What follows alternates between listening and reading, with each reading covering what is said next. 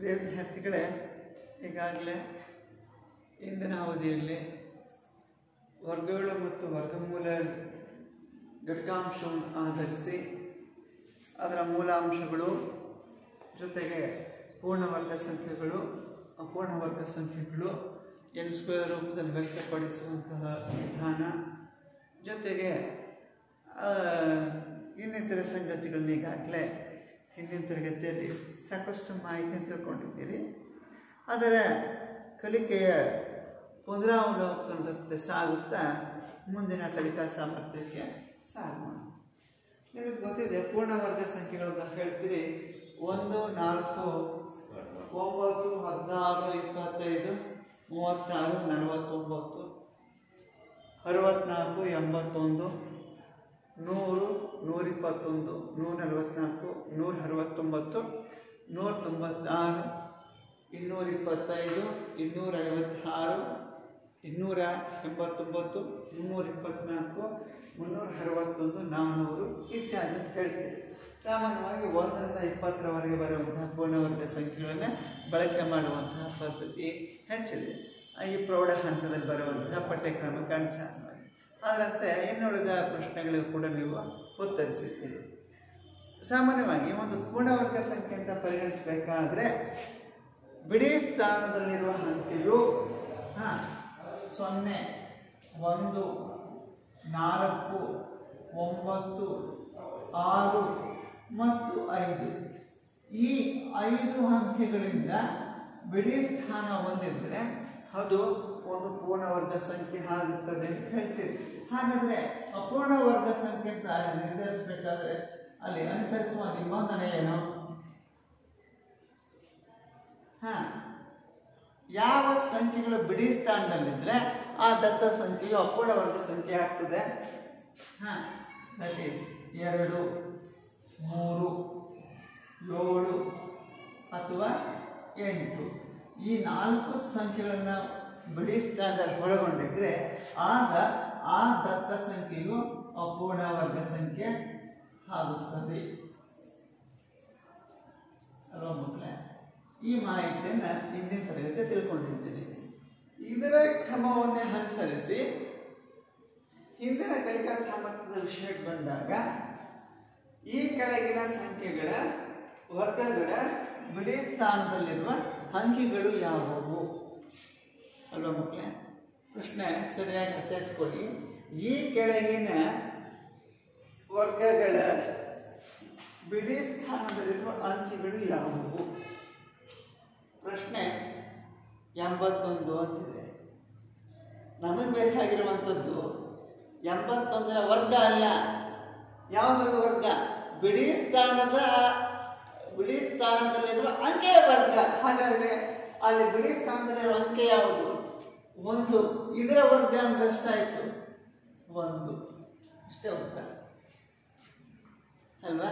ನೀವು ಇನ್ನು ಫಲಿತಾಂಶವನ್ನು ನೀವು ತಾಳೆ ನೋಡಬೇಕು ಅಂದ್ರೆ 81ರ ವರ್ಗವನ್ನು ನೀವು ಪರಿಗಣಿಸಿದ್ರೆ ಇಲ್ಲಿ ನೋಡಿ, 81ರ ವರ್ಗವನ್ನು ಪರಿಗಣಿಸಿದಾಗ 81 × 81 ಅಂತ ಗುಣಾಕಾರ ಮಾಡಿ, ಆಗ ಗುಣಾಕಾರ ಮಾಡಿದಾಗ ಬರುವಂತಹ ಗುಣಲಬ್ಧ ಸರಿಸುಮಾರಾಗಿ 6561 ಬರುತ್ತೆ. ಹಾಗಿದ್ದಾಗ ಇದರ ಬಿಡಿ ಸ್ಥಾನದಲ್ಲಿ ಬರುವ ವರ್ಗ ಸಂಖ್ಯೆಯ ಆಯ್ಕೆ 1 ಬಿಡಿ ಸ್ಥಾನದಲ್ಲಿ. ಅಥವಾ ನೀಡಿರುವಂತಹ ದತ್ತ ಸಮಸ್ಯೆ ಬಿಡಿ ಸ್ಥಾನದ ವರ್ಗ ಸಂಖ್ಯೆಯನ್ನು ಪರಿಗಣಿಸಿದಾಗ ಅಲ್ಲಿ ಬರುವಂತಹ ಸಂಖ್ಯೆ ಬಿಡಿ ಸ್ಥಾನದ ವರ್ಗ ಸಂಖ್ಯೆ ಆಗಿರುತ್ತೆ. ಈಗ ಎರಡನೇ ಸಮಸ್ಯೆ ನೋಡಿ, 277 ಅಂತಿದೆ ಅಲ್ವಾ? ಹಾಗಾದ್ರೆ ಇದರ ಬಿಡಿ ಸ್ಥಾನದಲ್ಲಿ ಬರುವ ಅಂಕೆ ಯಾವುದು? 2. ಹಾಗಾದ್ರೆ 2ರ ವರ್ಗ 4 ಅಲ್ವಾ? ಹಾಗಾದ್ರೆ ಇದನ್ನ ಒಂದು ಕೂಡ ಫಲಿತಾಂಶವನ್ನು ತಾಳೆ ಮಾಡಿಬಿಡಿ. 277ರ ವರ್ಗ ಅಂದಾಗ 277ನ್ನ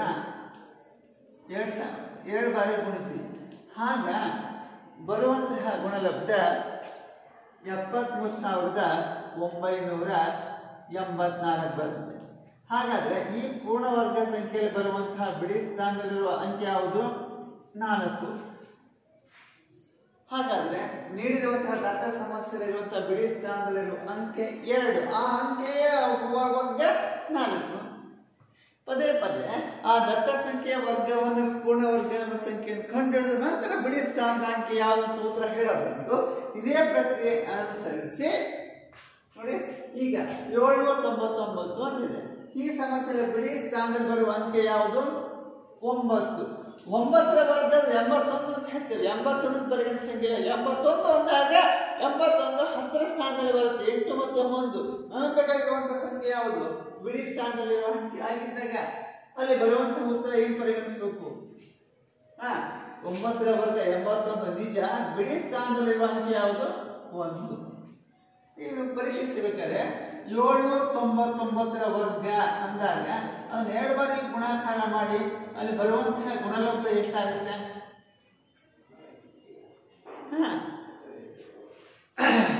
ಬರುವಂತಹ ಗುಣಲಬ್ಧ 6,38,401 ಬರುತ್ತೆ ಅಲ್ವಾ? ಹಾಗಾದ್ರೆ ಈ ವರ್ಗ ಸಂಖ್ಯೆಯಲ್ಲಿ ಬಿಡಿ ಸ್ಥಾನದಲ್ಲಿ ಬರುವಂತಹ ಅಂಕೆ ಯಾವುದು? 1. ಸೊ ನೀವು 3 ಉದಾಹರಣೆಗಳನ್ನ ನೋಡಿದ್ರೆ ಹೇಗೆ ಪತ್ತೆ ಹಚ್ಚಬೇಕು ಅಂತ. ಹಾಗಿದ್ದಾಗ ಪ್ರತಿ ದತ್ತ ಸಂಖ್ಯೆ ವರ್ಗ ಸಂಖ್ಯೆಯನ್ನು ಕಂಡುಹಿಡಿದು ಪೂರ್ಣ ವರ್ಗ ಸಂಖ್ಯೆ ಬಿಡಿ ಸ್ಥಾನದಲ್ಲಿರುವ ಸಂಖ್ಯೆಯನ್ನು ಪತ್ತೆ ಹಚ್ಚೋ ಅವಶ್ಯಕತೆ ಇಲ್ಲ. ಅರ್ಥ ಆಯ್ತಾ ಮಕ್ಕಳೇ? ಹಾಗಿದ್ದಾಗ ಈಗ ನೋಡಿ, ಇಲ್ಲಿ 3853 ಇದೆ. ಇಲ್ಲಿ ಬಿಡಿ ಸ್ಥಾನದಲ್ಲಿ ಬರುವ ಸಂಖ್ಯೆ ಯಾವುದು? 3. ಹಾಗಾದ್ರೆ 3ರ ವರ್ಗ ಅಂದ್ರೆ 9 ಅಲ್ವಾ? ನೀವು ಬೇಕಾದ್ರೆ ಇದನ್ನು ಕೊಡುತ್ತಾಳೆ ನೋಡಿ. ಇಲ್ಲಿ ಬರುವಂತಹ ಉತ್ತರ 3853 ಅಂತಿದೆ. ಇದರ ವರ್ಗ ಸಂಖ್ಯೆಯನ್ನು ಕಂಡುಹಿಡಿಯಿರಿ. 3853ನ್ನ 2 ಬಾರಿ ಗುಣಾಕಾರ ಮಾಡಿ. ಆಗ ಬರುವಂತಹ ಗುಣಲಬ್ಧ ಎಷ್ಟು ಬರ್ತದೆ ನೋಡಿ? 14,84,500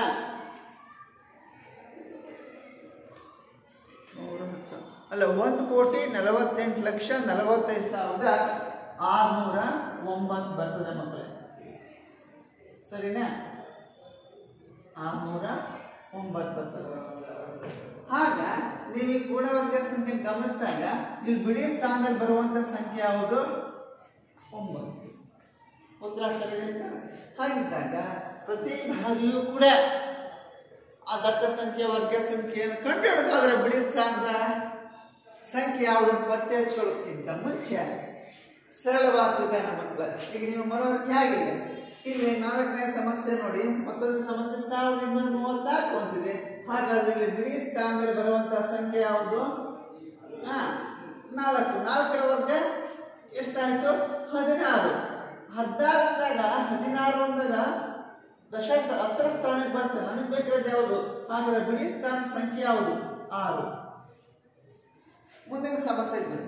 26,387 ಅಂತಿದೆ. 26,387 ಅಂದಾಗ ಇಲ್ಲಿ ಬಿಡಿ ಸ್ಥಾನದಲ್ಲಿ ಬರೋ ಸಂಖ್ಯೆ ಯಾವುದು? 7. ಹಾಗಾದ್ರೆ 7ರ ವರ್ಗ 49. ಹಾಗಾದ್ರೆ ಬಿಡಿ ಸ್ಥಾನದಲ್ಲಿ ಬರೋ ಸಂಖ್ಯೆ ಯಾವುದು? 9. ಅರ್ಥ ಆಗ್ತದೆ ಮಕ್ಕಳ ಹೇಳುವಂತಹ ಕ್ರಮ ಹೇಗೆ ಅಂತ? ಹಾಗಿದ್ದಾಗ ಈ ಸಮಸ್ಯೆ ನೋಡಿ, 52,698. ಹಾಗೆ ಇದಕ್ಕೆ ಸಂಬಂಧಿಸಿರುವಂತಹ 4 ಪ್ರಶ್ನೆಗಳಿಗೂ ಕೂಡ ಉತ್ತರವನ್ನು ಪತ್ತೆ ಹಚ್ತೀರಾ ನೋಡಿ. ಹೇಳಿ, ಬಿಡಿ ಸ್ಥಾನದಲ್ಲಿರೋ ಸಂಖ್ಯೆ ಯಾವುದು? 8 ಅಲ್ವಾ? 8ರ ವರ್ಗ ಅಂದ್ರೆ ಎಷ್ಟು? 64. ನನಗೆ ಬೇಕಾಗಿರೋ ಸಂಖ್ಯೆ ಯಾವುದು? ಆ ವರ್ಗ ಸಂಖ್ಯೆಯಲ್ಲಿರೋ ಬಿಡಿ ಸ್ಥಾನದ ಅಂಕೆ ಅಂದ್ರೆ ಯಾವುದು? 4. ಹಾಗಿದ್ದಾಗ ದಶ ಸ್ಥಾನದಲ್ಲಿ ಬರುವ ಅಂಕೆ ಯಾವುದು? 6 ಅಲ್ವೇ? ನೆಕ್ಸ್ಟ್ ಪ್ರಶ್ನೆ ನೋಡಿ, 99,880 ಅಂತಿದೆ. 99,880 ಅಂತ ಹೇಳಿದಾಗ ಇಲ್ಲಿ ಬರುವಂತಹ ಬಿಡಿ ಸ್ಥಾನದ ಸಂಖ್ಯೆ 0. 0 ವರ್ಗ ಅಂದ್ರೆ 0 ಆಗ್ಬೋದಾ? ನೆಕ್ಸ್ಟ್ ನೋಡಿ, 12,796 ಅಂತಿದೆ. 12,796ರಲ್ಲಿ ಬಿಡಿ ಸ್ಥಾನದಲ್ಲಿ ಬರುವ ಸಂಖ್ಯೆ ಯಾವುದು? 6. 6ರ ವರ್ಗ ಅಂದ್ರೆ 36. ಇದರ ಬಿಡಿ ಸ್ಥಾನ ಯಾವುದು? 6. ನೆಕ್ಸ್ಟ್ ನೋಡಿ 55,555 ಅಂತಿದೆ. ಎಲ್ಲೋ ಒಂದೇ ಸಂಖ್ಯೆಗಳಿದೆ. ಇಲ್ಲಿ ಬಿಡಿ ಸ್ಥಾನದಲ್ಲಿ ಬರುವ ಸಂಖ್ಯೆ ಯಾವುದು? 5. 5ರ ವರ್ಗ ಅಂದ್ರೆ 25. ಇಲ್ಲಿ ಬಿಡಿ ಸ್ಥಾನದಲ್ಲಿರುವ ಸಂಖ್ಯೆ ಯಾವುದು? 5. ಅಲ್ವಾ? ಈಗ ಬಿಡಿ ಸ್ಥಾನ ಸಂಖ್ಯೆ ಮಾತ್ರ ಪತ್ತೆ ಹಚ್ಚಿದ್ರೆ ಈಗ ನಾನು ಇನ್ನೊಂದು ಪ್ರಶ್ನೆ ಕೇಳ್ತೇನೆ, ಕೇಳ್ಬೋದಾ? ಇಲ್ಲಿ ಈ ಉದಾಹರಣೆಗೆ ಪರಿಗಣಿಸಿದಾಗ ಇಲ್ಲಿ 10ರ ಸ್ಥಾನದಲ್ಲಿ ಬರುವಂತ ಸಂಖ್ಯೆ ಯಾವುದು? 9. ಹಾಗಾದ್ರೆ 9 ಅಂದಾಗ ಆ ಸ್ಥಾನದಲ್ಲಿ ಬರುವಂತ ವರ್ಗ ಸಂಖ್ಯೆ ಯಾವುದು? 1. 9ರ ವರ್ಗ ಅಂದ್ರೆ 81. ಅಲ್ವಾ ಮಕ್ಕಳೇ? ಈ ರೀತಿ ಪತ್ತೆ ಹಚ್ತೇವೆ. ಇನ್ನು ನಾನು ಕೆಲವು ಸಂಖ್ಯೆಗಳ ಗುಂಪನ್ನು ಕೊಡ್ತೇನೆ. ಆ ಸಂಖ್ಯೆಗಳಲ್ಲಿ ಪೂರ್ಣವರ್ಗ ಸಂಖ್ಯೆಗಳು ಯಾವುವು ಅಂತ ಪತ್ತೆ ಹಚ್ತೀರಾ ಮಕ್ಕಳೇ? ಸಮಸ್ಯೆ ಈ ರೀತಿ ಇದೆ. ಈ ಕೆಳಗಿನ ಸಂಖ್ಯೆಗಳ ವರ್ಗಗಳು ಬೆಸ ಸಂಖ್ಯೆಗಳು ಆಗಿವೆಯೇ ಪತ್ತೆ ವೃತ್ತ ಹಾಕಿರಿ.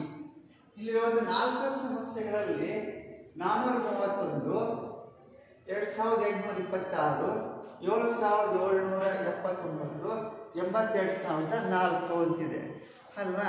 ನನ್ನ ಪ್ರಶ್ನೆ ಏನಂದ್ರೆ ಇಲ್ಲಿ ಯಾವ ಬೆಸ ಸಂಖ್ಯೆಗಳ ವರ್ಗಗಳಾಗಿವೆ?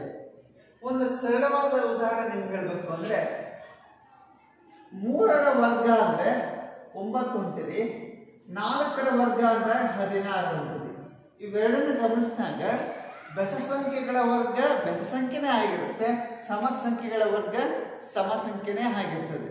ಹಾಗಿದ್ದಾಗ ಇಲ್ಲಿ ನೀಡಿರುವಂತಹ ಸಮಸ್ಯೆ 4 ಸಂಖ್ಯೆಗಳಲ್ಲಿ ಬಿಡಿ ಸ್ಥಾನದಲ್ಲಿ ಯಾವ ಸಂಖ್ಯೆ ಬೆಸ ಸಂಖ್ಯೆಯನ್ನು ಹೊಂದಿದೆಯೋ ಆ ಸಂಖ್ಯೆ ಬೆಸ ವರ್ಗ ಸಂಖ್ಯೆ ಆಗಿರುತ್ತದೆ.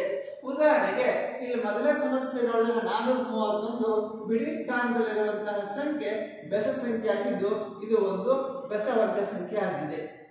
ಹಾಗಾದ್ರೆ 2826 ಅಂದಾಗ ಬಿಡಿ ಸ್ಥಾನದಲ್ಲಿ ಏನಿದೆ? ಸಂಖ್ಯೆ 6 ಇದೆ, ಅದು ಸಮ ಸಂಖ್ಯೆ ಆಗುತ್ತೆ.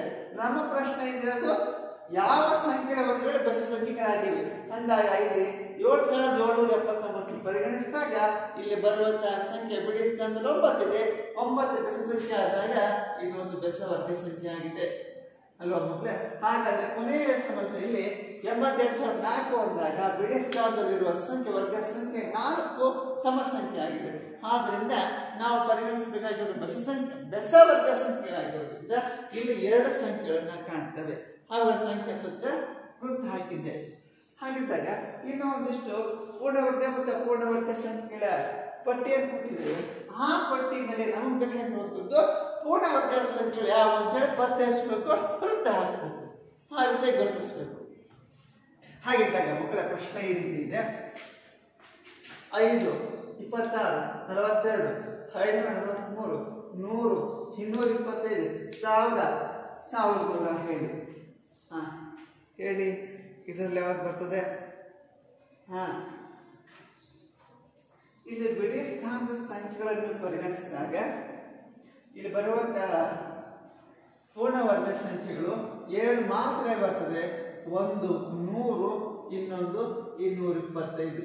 ಹಾಗಿದ್ದಾಗ ಉಳಿದೆಲ್ಲ ಸಂಖ್ಯೆಗಳು ಕೂಡ ಏನಾಗಿದ್ದಾವು? ಅಪೂರ್ಣವರ್ಗ ಸಂಖ್ಯೆಗಳು ಆಗಿವೆ ಅಂತ ಸೂಚಿಸ್ತವೆ ಅಲ್ವಾ ಮಕ್ಕಳೇ? ಹೀಗೆ ನನ್ನ ಪ್ರಶ್ನೆ ಒಂದು ಮಾದರಿಯನ್ನು ಕೊಡ್ತೇವೆ. ಆ ಮಾದರಿಯಲ್ಲಿ ಉದಾಹರಣೆಗೆ 1, 2, 2 ಈ 3 ಸಂಖ್ಯೆಗಳ ವರ್ಗಗಳ ಮೊತ್ತ ಮತ್ತೊಂದು ಸಂಖ್ಯೆಗೆ ಸಮನಾಗಿರುತ್ತೆ. ಹಾಗಾದ್ರೆ ಆ ಸಂಖ್ಯೆ ಯಾವುದು ಅನ್ನೋದನ್ನ ಕೆಲವು ಟಿಪ್ಸ್ ಕೊಡ್ತೇವೆ. ನೀವು ಅದನ್ನ ಸೂಕ್ತ ಉತ್ತರದಿಂದ ಆ ಸ್ಥಳಗಳನ್ನು ಭರ್ತಿ ಮಾಡುವ ವಿಧಾನವನ್ನು ತಿಳಿಬೇಕಾಗ್ತದೆ ಮಕ್ಕಳೇ. ಈ ಸಮಸ್ಯೆ ನೋಡಿ, ಮಾದರಿ ಅಂತ ಬಿಟ್ಟ ಸ್ಥಳಗಳನ್ನು ಭರ್ತಿ ಮಾಡಿದ್ವಿ. ಇಲ್ಲಿ 3 ಮಾದರಿಗಳನ್ನು ನಾವು ತೋರಿಸ್ತೇವೆ. 1 square plus 2 square plus 2 square equals 3 square ಅಂತ ಹೇಳ್ತೇವೆ ಮಕ್ಕಳೇ. ಇದು ಉತ್ತರ ಹೇಗೆ ಬರುತ್ತೆ ಅಂದರೆ 1ರ ವರ್ಗ 1, 2ರ ವರ್ಗ 4, 2ರ ವರ್ಗ 4 ಇವುಗಳು ಕೂಡಿ ಎಷ್ಟು ಬರ್ತದೆ? 9. 9ನ 8 ಸ್ಕ್ವೇರ್ ರೂಪದಲ್ಲಿ ವ್ಯಕ್ತಪಡಿಸಿ 9ರ ವರ್ಗ 3ರ ವರ್ಗ 9 ಅಂತ ಹೇಳ್ತಿರ್ತಾನೆ. ಇದನ್ನ 2 ಸಮ ಅಪವರ್ತನಗಳಾಗಿ ಬಂದಾಗ 3 × 3 ಅಂತ ಬರೀತೇವೆ. ಉತ್ತರ 3 × 2 ಸರಿನಾ? ಹಾಗಿದ್ದಾಗ ಇನ್ನೊಂದು ಸಮಸ್ಯೆಗೆ ಬನ್ನಿ. ಹೀಗೆ ನೋಡಿ, ಈ ಸಮಸ್ಯೆ ನೋಡಿದಾಗ ಇಲ್ಲಿ 2 ರ ಘಾತ 2 ಅಂದ್ರೆ 2 ರ ವರ್ಗ ಅಂದ್ರೆ 4, 3 ರ ವರ್ಗ 9, 6 ರ ವರ್ಗ 36. ಇದ್ರ ಮೊತ್ತ ಎಷ್ಟಾಗುತ್ತೆ? 49. 49 ಒಂದು ಪೂರ್ಣ ವರ್ಗ ಸಂಖ್ಯೆ ಅಂತ ಹೇಳ್ತೀವಿ. ಆ 49 ಪೂರ್ಣ ವರ್ಗ ಸಂಖ್ಯೆಯನ್ನ 2 ಸಮ ಅಪವರ್ತನಗಳ ಗುಂಪುಗಳ ವಿಂಗಡಿಸ್ತಾ ಬರುವಂತಹ ಉತ್ತರ 7 7 49.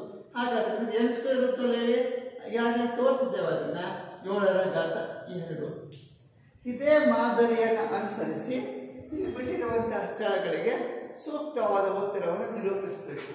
ಮಕ್ಕಳು ಎಡಪಾರ್ಶ್ವ ನೋಡಿ, ಎಲ್ಲವೂ ಕೂಡ ವರ್ಗಗಳ ರೂಪದಲ್ಲೇ ಇದೆ. ಹೇಗೆ? 3 ರ ಘಾತ 2, 4 ರ ಘಾತ 2, 12 ರ ಘಾತ 2. ಆದ್ರೆ ಇವೆರಡರ ಮೊತ್ತವನ್ನು ನೀವು ಕೂಡಿದಾಗ ಬರುವಂತಹ ಉತ್ತರ ಒಂದು ಪೂರ್ಣವರ್ಗ ಸಂಖ್ಯೆ ಬರುತ್ತೆ ನಿಜ. ಆದ್ರೆ ಆ ಪೂರ್ಣವರ್ಗ ಸಂಖ್ಯೆಯನ್ನ n ಸ್ಕ್ವೇರ್ ರೂಪದಲ್ಲಿ ವ್ಯಕ್ತಪಡಿಸಬೇಕು ಅಥವಾ ಘಾತಾಂಕ ರೂಪದಲ್ಲಿ ವ್ಯಕ್ತಪಡಿಸಬೇಕು. ಹಾಗಾದ್ರೆ 3 ರ ಘಾತ 3 ರ ವರ್ಗ 9, 4 ರ ವರ್ಗ 16, 12 ರ ವರ್ಗ 44. ಇವಷ್ಟನ್ನು ಕೂಡಿ ಬರುವಾಗ ಎಷ್ಟು ಬರ್ತದೆ? 169. ಹಾಗೆ 169ನ್ನ ಇದು ಒಂದು ಪೂರ್ಣವರ್ಗ ಸಂಖ್ಯೆ ಅಂತ ಹೇಳ್ತೀವಿ. ಇದನ್ನ 2 ಸಮ ಅಭಿನ್ನ ಅಪವರ್ತನಗಳ ವ್ಯಕ್ತಪಡಿಸಿದಾಗ ಏನ್ ಹೇಳ್ತೀವಿ?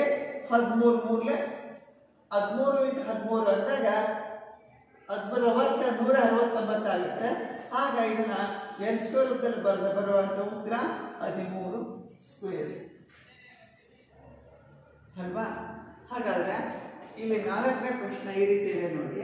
4 ರ ವರ್ಗ 16, 5 ರ ವರ್ಗ 25. ಬಟ್ ಇಲ್ಲಿ 3ನೇ ಸಂಖ್ಯೆ ವರ್ಗ ಯಾವುದು ಅಂತ ಪತ್ತೆ ಹಚ್ಚಬೇಕು. ಅದನ್ನ ವೇರಿಯಬಲ್ x ಅಂತ ಇಟ್ಕೊಳ್ಳಿ. ನಂತರ ವಿಚ್ ಇಸ್ ಈಕ್ವಲ್ ಟು 21 ರ ವರ್ಗ ಅಂದ್ರೆ 441. 21 2 ಬಾರಿ ಗುಣಿಸಿ. ನಂತರ ಇವೆರಡನ್ನು ಕೂಡಿ 25 + 16 ಅಂದಾಗ 41 ಆಗುತ್ತೆ. So which is equal to 441 ಅಲ್ವಾ ಮಕ್ಕಳೇ? ಸೊ ಈಗ ಪಕ್ಷಾಂತರ ಮಾಡಿದಾಗ 441 ಬಲಬದಿ ಪಕ್ಷಾಂತರ ಮಾಡಿ -41 ಆಗುತ್ತೆ. ಕಳೆದ ಯಾವ್ದು ಉತ್ತರ ಏನು ಬರುತ್ತೆ? 400. ಹೌದು, 400 ಒಂದು ಪೂರ್ಣವರ್ಗ ಸಂಖ್ಯೆ. ಹೌದು, ಅಪೂರ್ಣವರ್ಗ ಸಂಖ್ಯೆ ಅಲ್ಲ. ಈ 400 ಒಂದು ಅಪೂರ್ಣವರ್ಗ ಸಂಖ್ಯೆ ಆದಾಗ ಇದನ್ನ 2 ಸಮ ಅಭಿನ್ನ ಅಪವರ್ತನ ಗುಂಪುಗಳ ವ್ಯಕ್ತಪಡಿಸಿ 400 ಯಾವ ಸಂಖ್ಯೆ ವರ್ಗ ಆಗ್ತದೆ? 20 ರ ಸಂಖ್ಯೆ ವರ್ಗ ಆಗ್ತದೆ. ಹೇಗೆ ಹೇಳ್ತೀರಿ ಅದನ್ನ? 20 × 20 ಅಂತ ಹೇಳ್ತೀರಿ, ಅಥವಾ ನೇರವಾಗಿ 20 ರ ಘಾತ 2 ಅಂತ ಬರೀತೀರಿ. ಹಾಗಾದ್ರೆ ಇಲ್ಲಿ ಖಾಲಿ ಜಾಗಕ್ಕೆ ಏನ್ ಮಾಡಬೇಕು? 20. ಹಲೋ ಮಕ್ಕಳೇ, ಈಗ ಇನ್ನೊಂದು ಪ್ರಶ್ನೆ ಇದೆ ನೋಡಿ. 5 ಸ್ಕ್ವೇರ್ ಅಂದ್ರೆ 25. ಇಲ್ಲಿ ಖಾಲಿ ಜಾಗ ನಮ್ಮ ಚರಾಕ್ಷರ ಮೆನ್ಷನ್ ಮಾಡ್ತಾನೆ, x ಅಂತ ಮೆನ್ಷನ್ ಮಾಡ್ತೀವಿ. ಹಾಗಾದ್ರೆ 30 ರ ವರ್ಗ ಅಂದ್ರೆ 900. 31 ರ ವರ್ಗ ಎಷ್ಟಾಗ್ತದೆ ಹೇಳಿ? 31 ರ ವರ್ಗ 961 ಅಲ್ವಾ ಮಕ್ಕಳೇ? ಈಗ ಇವೆರಡನ್ನು ಕೂಡಿ 925 + x = 961. ಪಕ್ಷಾಂತರ ಮಾಡಿ 961 ಪಕ್ಷಾಂತರ ಮಾಡಿದಾಗ ಏನಾಯ್ತು? 925 -925 ಬರುತ್ತೆ. ಕಳೆದಾಗ ಏನ್ ಬರ್ತದೆ? ಕಳೆದಾಗ ಬರುವಂತಹ ಉತ್ತರ ಏನಾಗ್ತದೆ? 36. 36 ಒಂದು ಅಪೂರ್ಣವರ್ಗ ಸಂಖ್ಯೆ ಅಲ್ಲ.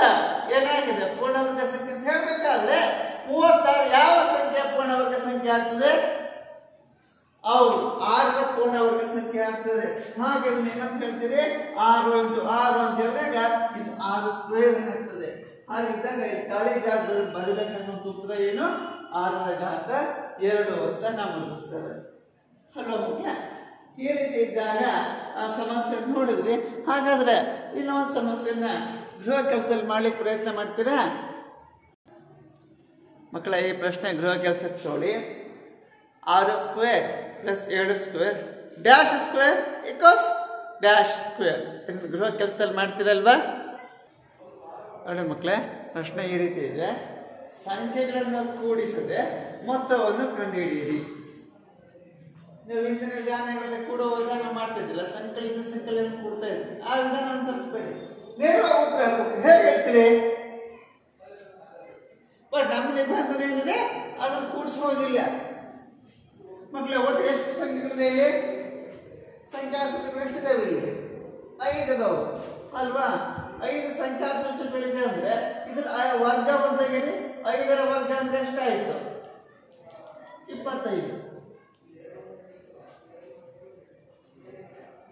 ಇವಷ್ಟನ್ನು ಕೂಡಿ ಇದ್ನ 3 1 4 9 16 ಮತ್ತು 25 ಕೂಡಿಸಿದಾಗ ಉತ್ತರ ಅಷ್ಟೇ ಬರುತ್ತೆ. ಅದು ವರ್ಗವನ್ನು ಪತ್ತೆ ಹಚ್ಚಿದಾಗ ಅಷ್ಟೇ ಬರುತ್ತೆ. ಈಗ ಮುಂದಿನ ಸಮಸ್ಯೆ ನೋಡಿ. ಈ ಸಮಸ್ಯೆ ಎಷ್ಟು ಸಂಖ್ಯೆಗಳಿದ್ದಾವೆ ಎಣಿಕೆ ಮಾಡಿ. ಇಲ್ಲಿರುವಂತ ಒಟ್ಟು ಸಂಖ್ಯೆಗಳು ಎಷ್ಟಿದೆ?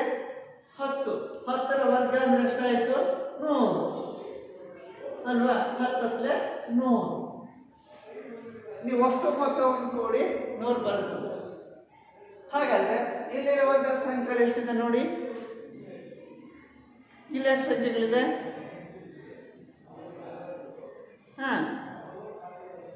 ಇಲ್ಲಿ ಎಷ್ಟು ಸಂಖ್ಯೆಗಳಿದೆ? ಒಟ್ಟು 12 ಸಂಖ್ಯೆಗಳಿದೆ. 12ರ ವರ್ಗ ಅಂದ್ರೆ ಎಷ್ಟಾಯ್ತು? 144. ಸೊ ಎಲ್ಲ ಸಂಖ್ಯೆಗಳನ್ನ ಕೂಡಿ ಮೊತ್ತ ಅಷ್ಟೇ 144 ಬರುತ್ತೆ. ನಿಮ್ಮ ಹತ್ರವನ್ನ ತಾಳೆ ಮಾಡಲಿಕ್ಕೆ ಒಂದು ಸರಳವಾದ ವಿಧಾನ. ಬಟ್ ಕೂಡದಲ್ಲೇ ನೀಡಿರುವಂತಹ ದತ್ತ ಪದಗಳ ಸಂಖ್ಯೆಯನ್ನು ಪರಿಗಣಿಸಿ ಆ ದತ್ತ ಸಂಖ್ಯೆಗಳ ವರ್ಗವನ್ನು ಪತ್ತೆ ಹಚ್ಚಿದ್ರೆ ನಿಮಗೆ ಆ ಸಂಖ್ಯೆಗಳ ಬೈಜಿಕ ಸಂಖ್ಯೆಗಳ ಮೊತ್ತ ಸಿಗ್ತದೆ ಅಲ್ವಾ ಮಕ್ಕಳೇ? ಹಿಂದಿನ ಸಮಸ್ಯೆಯಲ್ಲಿ ನೀಡಿರುವಂತಹ ಸಮಸ್ಯೆಯಲ್ಲಿ ಮೊತ್ತವನ್ನು ಕಂಡುಹಿಡಿದು ಕೂಡಲೇ ಮೊತ್ತವನ್ನು ಕಂಡುಹಿಡಿದು ವಿಧಾನ ತಿಳ್ಕೊಂಡ್ರಿ. ಅದೇ ಸಮಸ್ಯೆನ ರಿವರ್ಸ್ ಪ್ರೊಸೆಸ್ಸಲ್ಲಿ ಹೇಳ್ತಾ ಇದ್ದೀವಿ. 49ಅನ್ನು 7 ಬೆಸ ಸಂಖ್ಯೆಗಳ ಮೊತ್ತವನ್ನಾಗಿ ವ್ಯಕ್ತಪಡಿಸಿರಿ ಅಂತ ಹೇಳ್ತಾ ಇದ್ದೇವೆ. ಇಲ್ಲಿ ನೀಡಿರುವಂತಹ ಸಂಖ್ಯೆ 49 ಇದೆ. ಹಾಗಿದ್ದಾಗ ಇಲ್ಲಿ 7 ಬೆಸ ಸಂಖ್ಯೆಗಳು ಬರೀಬೇಕು. ಹಾಗಾದ್ರೆ ಆ 7 ಬೆಸ ಸಂಖ್ಯೆಗಳು ಯಾವ್ಯಾವು? 1 3 5 ಅಂತ ಹೇಳ್ತಿರ್ತಾನೆ. ಈ 7 ಬೆಸ ಸಂಖ್ಯೆಗಳನ್ನು ಪರಿಗಣಿಸಿದಾಗ ಇವುಗಳ ಮೊತ್ತ 49ಕ್ಕೆ ಸಮ ಆಗ್ತದೆ ಅಲ್ವಾ? ಹಾಗಿದ್ದಾಗ ಏನೊಂದು ಪ್ರಶ್ನೆ ಇದೆ ನೋಡಿ. 121 ಪರಿಗಣಿಸಿದಾಗ 11 ಬೆಸ ಸಂಖ್ಯೆಗಳು ಬರೀಬೇಕು. ಎಲ್ಲಿಂದ? 1ರಿಂದ 5ವರೆಗೆ 11 ಬೆಸ ಸಂಖ್ಯೆಗಳು ಬರ್ತದೋ ಆ 11 ಬೆಸ ಸಂಖ್ಯೆಗಳು ಬರೀತಾ ಹೋಗಿ ಅಲ್ವಾ? 1 3 5 7 9 11 13 15 17 19 21 23 ಅಲ್ವಾ ಮಕ್ಕಳೇ? ನೋಡಿ 11 ಬೆಸ ಸಂಖ್ಯೆಗಳು ಬರ್ತದೆ. ಈ 11 ಬೆಸ ಸಂಖ್ಯೆಗಳ ಮೊತ್ತವನ್ನು ಪರಿಗಣಿಸಿದ್ರೆ ಹಾಗೆ ಬರುವಂತಹ ಉತ್ತರ 121 ಆಗಿರ್ತದೆ. ಅಥವಾ ಈ 11 ಪದಗಳ ವರ್ಗ ಸಂಖ್ಯೆಗಳ ವರ್ಗ 121 ಆಗಿರ್ತದೆ. ಈ ರೀತಿ ಇದನ್ನು ವ್ಯಕ್ತಪಡಿಸ್ತೇವೆ. ಹಾಗಾದ್ರೆ ನಾನು ಕೆಲವು ಸಂಖ್ಯೆಗಳು ಕೊಡ್ತೇನೆ. ಆ 2 ಸಂಖ್ಯೆಗಳ ನಡುವೆ ಎಷ್ಟು ವರ್ಗ ಸಂಖ್ಯೆಗಳು ಬರ್ತದೆ ಅನ್ನೋದನ್ನ ಪತ್ತೆ ಹಚ್ಚಲಿಕ್ಕೆ ಪ್ರಯತ್ನ ಮಾಡ್ತೀರಾ? ನೋಡಿ ಮಕ್ಕಳೇ, ಈ ಹೇಳಿಕೆಯನ್ನು ಗಮನಿಸಿ. ಈ ಕೆಳಗಿನ ಸಂಖ್ಯೆಗಳ ವರ್ಗಗಳ ನಡುವೆ ಎಷ್ಟು ಸಂಖ್ಯೆಗಳಿವೆ? ಮೊದಲನೇ ಪ್ರಶ್ನೆ 12 ಮತ್ತು 13 ಅಂತಿದೆ. ನಾನು ಹತ್ರ ಹೇಳ್ತಾನೆ 24 ಸಂಖ್ಯೆಗಳು ಬರ್ತವೆ ಅಂತ ಹೇಳ್ತೇನೆ. ಹೇಗೆ? ಉದಾಹರಣೆ ಮಕ್ಕಳು ಪರಿಶೀಲಿಸಬೇಕಾದ್ರೆ 12ರ ವರ್ಗ ಅಂದ್ರೆ ಎಷ್ಟು? 144. 13 169. 14 196. 15 225. 16 256. ನಂತರ 17ರ ವರ್ಗ 289. 18ರ ವರ್ಗ 324. 19ರ ವರ್ಗ 361. 20ರ ವರ್ಗ 400 ಅಲ್ವಾ? ಅದೇ ತರನಾಗಿ 21ರ ವರ್ಗ 441. 22ರ ವರ್ಗ 481.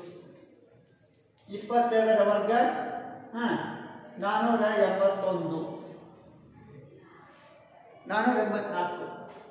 ಹಾಗಾದ್ರೆ 23ರ ವರ್ಗ 529. 24ರ ವರ್ಗ 576. 25ರ ವರ್ಗ 625. ಮಕ್ಕಳಲ್ಲಿ 12 ಮತ್ತು 13 ನಡುವೆ ಹೇಳಿದಾಗ 12 ಮತ್ತು 12ರಿಂದ 12 ಮತ್ತು 13 ಮೊತ್ತ ಅಂದ್ರೆ 25 ಆಗುತ್ತೆ. ಅಂದಾಗ 12ರಿಂದ 25ರವರೆಗಿನ ಪೂರ್ಣವರ್ಗ ಸಂಖ್ಯೆಗಳು ಬರ್ತಿದ್ದೀವಿ. ಅವೆಷ್ಟಿದೆ ಎಣಿಸಿ.